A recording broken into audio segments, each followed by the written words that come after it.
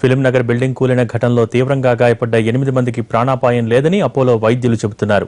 ఓ ఇద్దరికి మాత్రం శస్త్రచికిత్సలు చేయాలని అంటున్నారు. స్వల్పంగా గాయపడ్డ వారిని ఇవాళే డిశ్చార్జ్ చేస్తామంటున్నారు వైద్యులు. ఇద్దరు మృతదేహాలను పోలీసులకు అప్పగిస్తామంటున్న అపోలో వైద్యులతో మా ప్రతినిధి Arun face to face. Film నగర్లో బిల్డింగ్ కూలిపోయిన సంఘటనలో వాళ్ళందరినీ ఉటావుటిన అపోలో ఆసుపత్రికి తీసుకొచ్చారు. క్షతగాత్రులందరికీ ఎమర్జెన్సీ ట్రీట్మెంట్ అందించిన తర్వాత వాళ్ళ పరిస్థితులు ఎలా ఉన్నాయి, వాళ్ళ కండిషన్ ఎలా ఉంది, ఎంతమందిని డిశ్చార్జ్ చేయడానికి అవకాశం ఉందో ఇక్కడ ట్రీట్మెంట్ చేస్తున్నటువంటి డాక్టర్ గారిని అడుగుదాం. సార్ మీరు చెప్పండి, ఎన్ని గంటల ప్రాంతంలో వచ్చారు, ఎవరి కండిషన్ ఎలా ఉంది?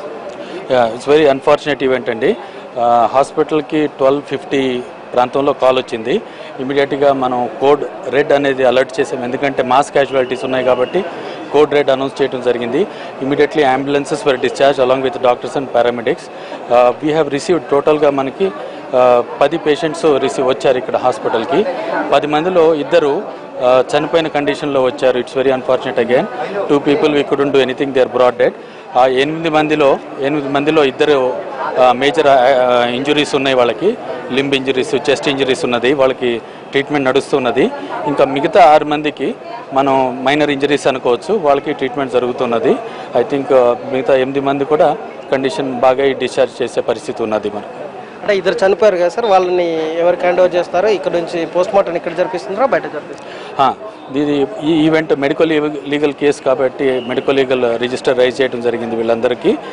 The details are forwarded to the police. So ఈ బాడీస్ 2 మార్చరీకి షిఫ్ట్ చేయడం జరిగింది. It will be handed over to the police as per the protocol అండి. ఎప్పుడు డిశ్చార్జ్ అయ్యే అవకాశం ఉంది సార్? సివియర్గా ఇంజూరీ అయిన వాళ్ళని ఇక్కడ ఐపీలో షిఫ్ట్ చేస్తారా, లేదంటే కొంతమంది డిశ్చార్జ్ చేస్తారని తెలుస్తుంది? ఎంతమంది డిశ్చార్జ్ అయ్యే అవకాశం? అవునండి, ఇద్దరిని మాత్రం అడ్మిట్ చేయడం జరుగుతుంది. వాళ్ళకి కొన్ని ఆపరేషన్స్ కూడా అవసరం ఉన్నది ఇద్దరికి. 5 మంది పేషెంట్స్ మనం ఇంకో కాసేపట్లో డిశ్చార్జ్ చేస్తాం. వాళ్ళకి మైనర్ ఇంజరీస్ ఉన్నది, ఫస్ట్ ఎయిడ్ అయిపోయింది, టెస్ట్లన్నీ అయిపోయినాయి, వాళ్ళకి మందులు ఇచ్చేసి వాళ్ళని డిశ్చార్జ్ చేస్తాం 5గురిని. ఇంకొక పర్సన్ కొంచెం అబ్జర్వేషన్ నుంచి సాయంకాలంలోగా డిశ్చార్జ్ చేసే పరిస్థితి ఉన్నది. ఇది డాక్టర్ రవీందర్ గారు చెప్తున్న తీరు. అయితే ఎవరైతే చనిపోయారో వాళ్ళు మాత్రం ఇక్కడ తీసుకొచ్చే వరకు వాళ్ళు మాత్రమే చనిపోయిన మిగిలిన వాళ్ళందరూ కూడా సేఫ్గానే ఉన్నారు, వాళ్ళకి ప్రాణాపాయ స్థితి లేదు. కానీ కొన్ని ఆపరేషన్ చేయాల్సి ఉంది.